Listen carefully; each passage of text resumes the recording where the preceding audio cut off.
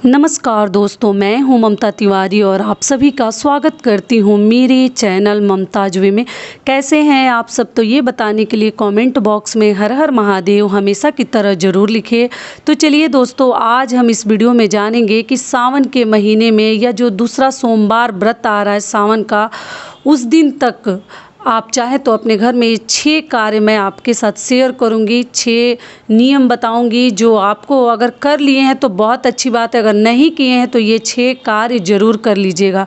इसमें एक और भी कार्य है जो सावन के महीने में बिल्कुल मत कीजिएगा, नहीं तो मतलब इससे बड़ा दुर्भाग्य कुछ हो ही नहीं सकता अगर आपसे ये एक गलती हो जाती है तो इस बात का आप लोग ध्यान रखिएगा कि ये एक गलती आपके हाथों कभी ना हो। तो इसी प्रकार की कई ऐसी महत्वपूर्ण बातें जानेंगे, तो आप बने रहिए मेरे साथ मेरे चैनल पर। अगर आपको मेरा वीडियो पसंद आता है तो प्लीज़ आप मेरे चैनल को सब्सक्राइब कर दीजिएगा, बेल आइकन को प्रेस कर दीजिएगा, जिससे मेरे वीडियो के नए नोटिफिकेशन आप सभी के पास सबसे पहले पहुँचे।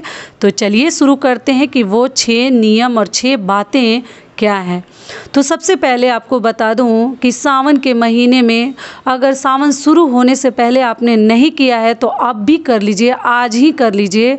तो वो क्या है कि अपने दरवाजे के ऊपर, जो ही आपका मेन डोर है, गेट के ऊपर आप चाहे तो ओम नमः शिवाय लिख सकते हैं। सिंदूर में तेल मिला लीजिए, पीला सिंदूर ले लीजिए या लाल सिंदूर ले लीजिए या हल्दी ले लीजिए, लेकिन सिंदूर में अगर तेल मिला देंगे ना तो वो थोड़ा सा टिकाऊ हो जाएगा, जल्दी से निकलता नहीं है।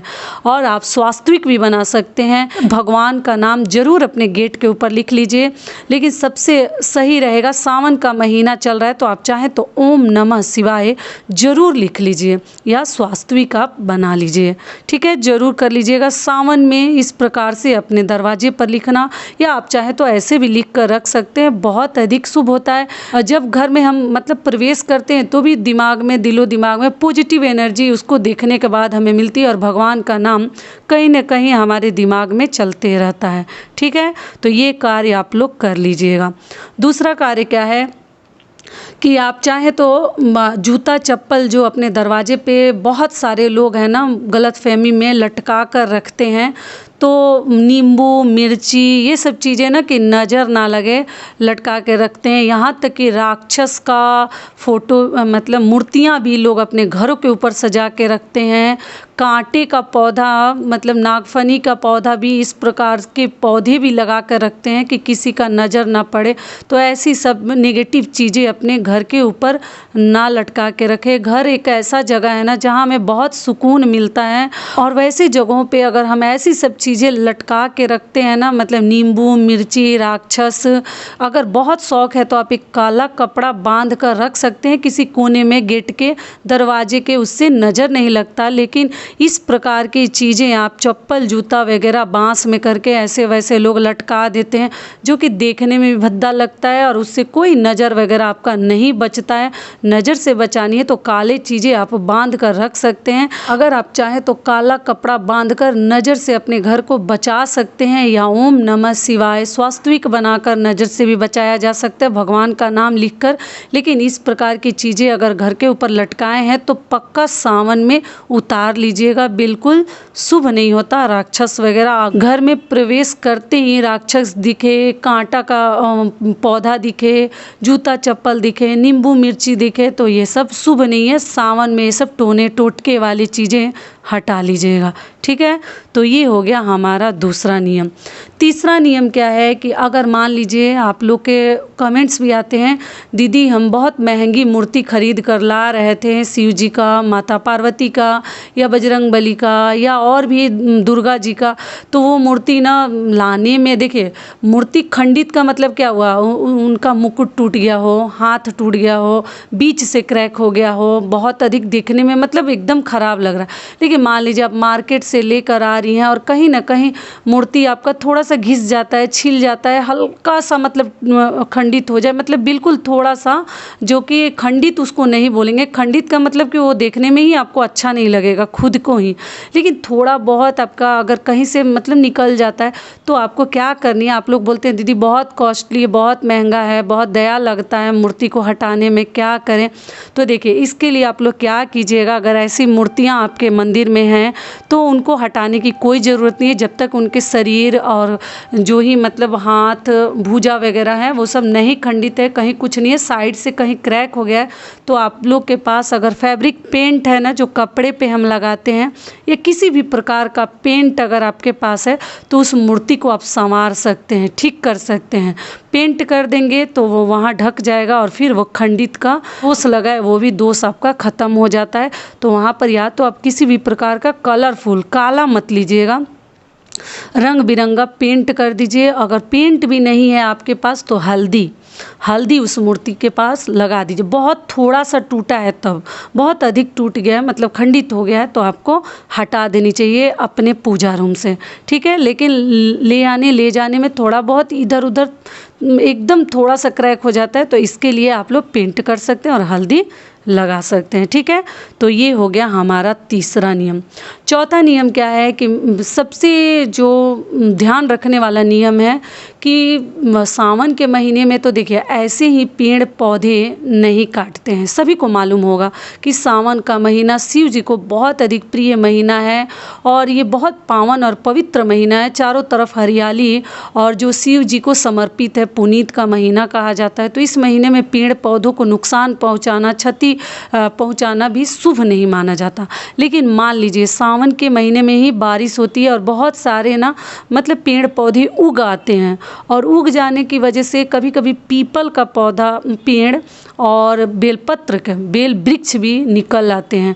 तो ऐसी जगह पे वो निकल जाते हैं ना कि घर में रखने के लिए भी सही नहीं होता, नहीं रख सकते हैं, एकदम सामने ही हो जाते हैं या छत के ऊपर हो जाते हैं या कहीं ऐसी जगह हो जाते हैं जहाँ कि आप नहीं रख सकते हैं। तो आप क्या कीजिएगा कि देखिए सावन का महीना बीत जाने दीजिए। मैं ऐसा नहीं कहूँगी कि आप उसको ना हटाएं, लेकिन उसको काटें ना, मतलब ऐसा ना कुदाल उठाएं और फटाफट बीच से काट दिए, छोटा छोटा कर दिए, ऐसे सब कार्य ना करें। उसको कोशिश करें कि जड़ से निकाल लीजिए। छोटा ही है तभी निकाल लीजिए अगर आपको हटाना है तब, लेकिन अगर अच्छी जगह पे निकल आया है तो रहने दीजिए। लेकिन ऐसे सब दीवार में, छत में और दरवाजे के सामने हो जाए तो आप क्या कीजिएगा कि सावन बीत जाने दीजिएगा। सावन के महीने में निकालना बिल्कुल अशुभ माना जाता है। पीपल का वृक्ष हो या वो बेल का वृक्ष हो तो आपको बिल्कुल नहीं हटानी है। क्या कीजिएगा आप लोग कि जैसे सावन बीतता है उखाड़ कर और उसको इधर उधर फेंकने से भी दोष लगता है, क्योंकि शिव जी को बहुत अधिक प्रिय है बेल वृक्ष। आप लोग को मालूम ही है, सावन में उसको क्षति ना पहुंचाएं, ना उखाड़ें ना काटें। और जब उखाड़ते हैं सावन के बाद निकालते हैं तब उसको आप ले जाकर जल में, किसी भी नदी, तालाब, सरोवर में उसको प्रवाहित कर दीजिएगा, इधर उधर फेंकिएगा। फिर आपके ऊपर बहुत बड़ा दोष लगता है। बेल वृक्ष को तो ऐसे ही नुकसान नहीं पहुंचानी चाहिए, न काटनी चाहिए, जो कि बिल्कुल अशुभ माना गया है। आप कहीं भी पता करके देख सकते हैं, ठीक है। तो ये हो गया हमारा चौथा नियम। पांचवा नियम क्या है? सावन के महीने में ऐसे तो आजकल लोग ऐसे भी घर द्वार बहुत साफ़ रखते हैं, लेकिन फिर भी थोड़ा सा ध्यान रखिएगा कि जाला वगैरह आपके घर में ना हो। थोड़ा साफ़ सुथरा, घर की साफ़ सफाई पे बहुत अधिक ध्यान देने की ज़रूरत नहीं बोलूँगी, क्योंकि लोग बहुत बिजी हैं आजकल, पूजा पाठ में सभी लगे पड़े हैं। लेकिन फिर भी थोड़ा सा देखिएगा, कहीं घर में जाला वगैरह है तो आप ज़रूर साफ़ कर दीजिए। घर को गंदा मत रखिए। मंदिर वगैरह में भी दिया वगैरह हम जलाते हैं ना तो काला काला मतलब काला पड़ जाते हैं, तो थोड़ा मंदिर की साफ़ सफाई पर भी ध्यान रखिए, जाला वगैरह कहीं ना लगे और साफ़ कर लीजिए, ठीक है। तो ये हो गया हमारा पांचवा नियम।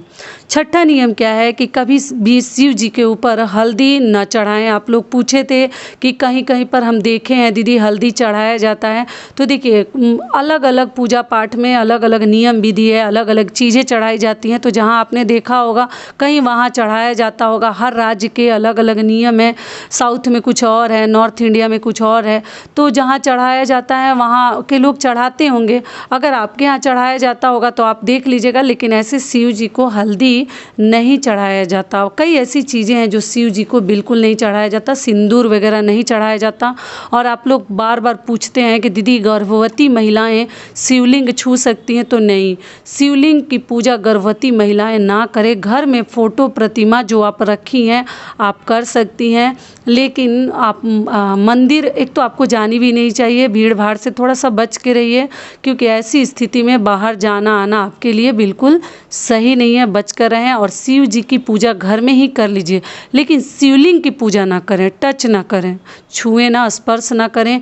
और कुंवारी लड़कियां और जो सुहागिन महिलाएं हैं वो तो छू सकती हैं, या और भी जो पुरुष हैं और भी जो महिलाएं हैं सभी छूते हैं। केवल जो गर्भवती महिलाएं हैं, प्रेग्नेंट लेडीज़ हैं, वो नहीं छूती हैं, ठीक है।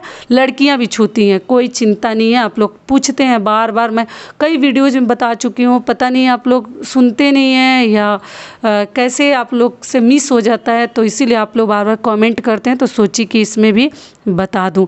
इस बात का ध्यान रखिएगा। और साथ में बाल वगैरह भी ना कटवाएं, ध्यान रखें जितनी महिलाएं हैं, क्योंकि सावन के महीने में बाल वगैरह कटवाना बिल्कुल शुभ नहीं माना जाता। सावन के बाद कटवाइएगा, ठीक है।